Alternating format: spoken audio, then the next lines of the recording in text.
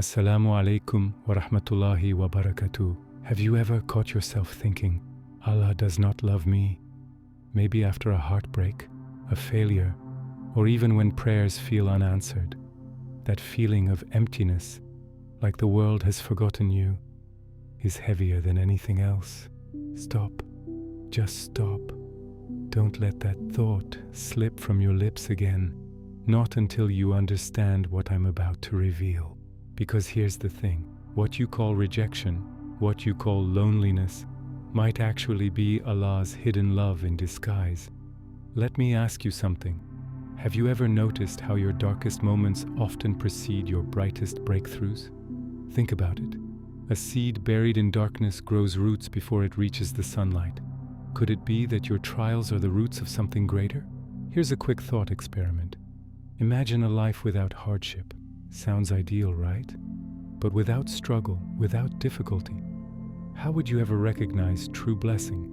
Before you dismiss this as a motivational cliché, I need you to reflect honestly. How many times have you prayed desperately, begging Allah for guidance, and yet when the answer came, it looked completely different from what you expected? That's a hint, a clue, that His love operates on a scale beyond our understanding. And if you think this is just another feel-good video, hold on. By the end of this minute journey, your heart will never again utter, Allah does not love me, without feeling the weight of this truth. Quick question. If your best friend abandoned you, you'd feel hurt, right? But what if that friend was actually protecting you from danger you couldn't see? Weird perspective, right? Keep listening. Now let's get real. Life is messy. People let us down. Plans fail. Dreams collapse. And when that happens, it's easy to misinterpret Allah's love as absence. But here's the truth. Trials are not signs of rejection. They are proof of divine attention. Think about the prophets, peace be upon him. Prophet Muhammad, peace be upon him, faced ridicule, isolation, and countless obstacles. Yet he was deeply loved by Allah. Why? Because love is not measured by comfort. It's measured by guidance, protection, and growth. Let me pause and ask you this. How many times have you felt abandoned during your own tests? How often have you cried out in frustration, only to see life surprise you later in ways you couldn't imagine? That's love in motion, unseen and often misunderstood. Here's another perspective. Imagine hardship as a sculptor. Every struggle chips away the unnecessary, shapes your character, and prepares you for something far greater than comfort ever could. Side note, don't laugh, but sometimes we humans complain about trials like we're ordering pizza. I'll take a calm life with no difficulties, please.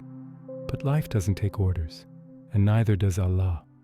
The lessons are delivered in His timing, not ours. And here's the most shocking part most people miss. Your suffering might actually mean Allah is closer to you than ever. That sense of heaviness, that feeling of being pushed to your limits, it's divine attention. It's not punishment, it's preparation. And here's the question that almost no one asks themselves. Are you ready to see your struggles as a sign of love rather than a sign of abandonment? If not, what you're about to hear next could completely shift your understanding of Allah's love. Here's the revelation you need to hear. Allah's love is not always soft, gentle, or obvious. Sometimes it's hidden in what feels like difficulty, disappointment, or delay. Think about it. How many times have you prayed desperately for something, only to receive something different than you expected, but far better than what you imagined? That is love at work. Not the kind of love that simply gives you comfort, but the love that shapes your soul. Consider this. When you feel abandoned, when the world seems against you, it's easy to forget that Allah is meticulously guiding every moment of your life. He's whispering direction in your heart when you least expect it. He's protecting you from choices you cannot see the consequences of. That is love in action. Imagine a man walking through a stormy river. Every wave knocks him back. Every rock slips from his grasp. He cries, frustrated, "Why isn't Allah helping me?" But here's the twist. You don't see it at the time, but every wave strengthens him. Every slip teaches him resilience, and every moment of struggle brings him closer to safe shore. That is the nature of divine love, hidden, patient, and infinitely wise. Funny thought. Humans complain about obstacles like they're optional. I didn't order this trial.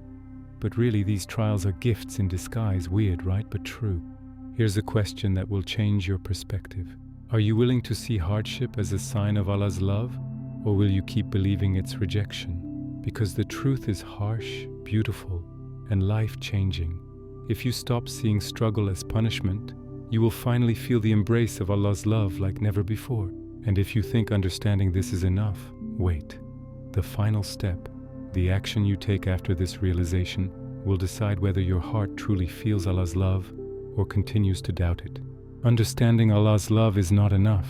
You need to act, to train your heart to recognize His presence, even in darkness. Here's what you can do.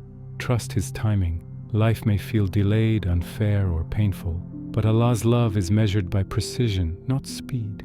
Every delay is protection, preparation, and guidance. Reflect on blessings, even the smallest things, your breath, your health, your ability to learn, are daily signs of love. Counting blessings is a shortcut to seeing divine care. Patience is proof of faith. Struggle tests your patience, and patience reveals your trust in Allah.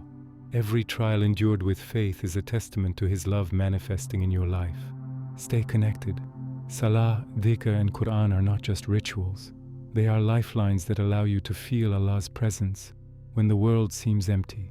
Pause and think. How many times did you doubt only to find that the answers, the protection, and the guidance were already there, quietly working behind the scenes? Here's a reality check.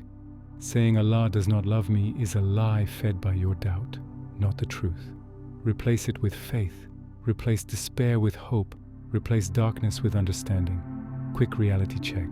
Sometimes the person who complains the most is standing right at the threshold of their biggest blessing. Yes, that could be you. And if you want to go deeper, the next step is learning how to recognize these signs of love in real time, not just in hindsight. Imagine feeling Allah's love in every moment of your life. That's where true transformation begins. By the end of this, I want you to feel this in your chest. Allah's love is real, it's patient, it's hidden in every trial, and it's closer than your next breath.